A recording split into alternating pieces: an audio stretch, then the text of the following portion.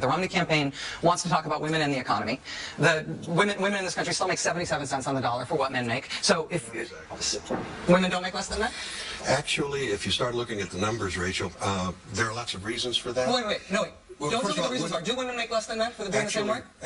No, because... Wow. Okay. Well, for example, men work... Women are making 77 cents on the dollar for what men are making. But that's not true. If so, let Rachel make her point. Every greedy businessman in America would hire only women, save 25%, and be hugely profitable. I feel like this is actually, and it's weird that you're interrupting me and not letting me make my point, because we get along so well, so let me make my point. I will. But it is important, I think, the interruption is important, I think, because now we know, at least from both of your perspective, that women are not faring worse than men in the economy, that women aren't getting paid less for equal work. I think that's a serious basis, a difference in factual understanding of the world. But given that some of us believe that women are getting paid less than men for doing the same work, there's something called the Fair Pay Act. The first law passed by this administration is the Fair Pay Act, to remedy that court ruling. The Mitt Romney campaign put you out as a surrogate to shore up people's feelings about this issue after they could not say whether or not Mitt Romney would have signed that bill.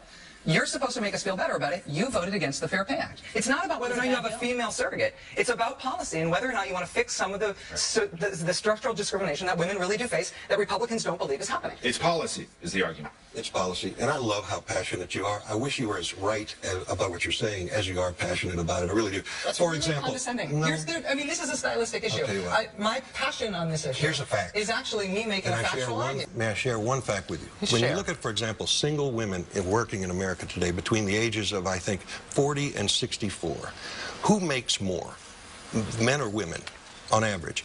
Men make $40,000 a year. Women make $47,000.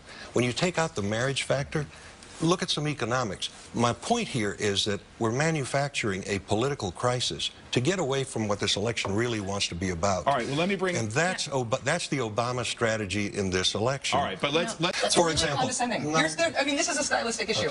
My passion on this issue Here's a fact. is actually me making a factual argument. I feel like this is actually, and it's weird that you're interrupting me and not letting me make my point, because we get along so well. For example... Condescending. This is a stylistic issue.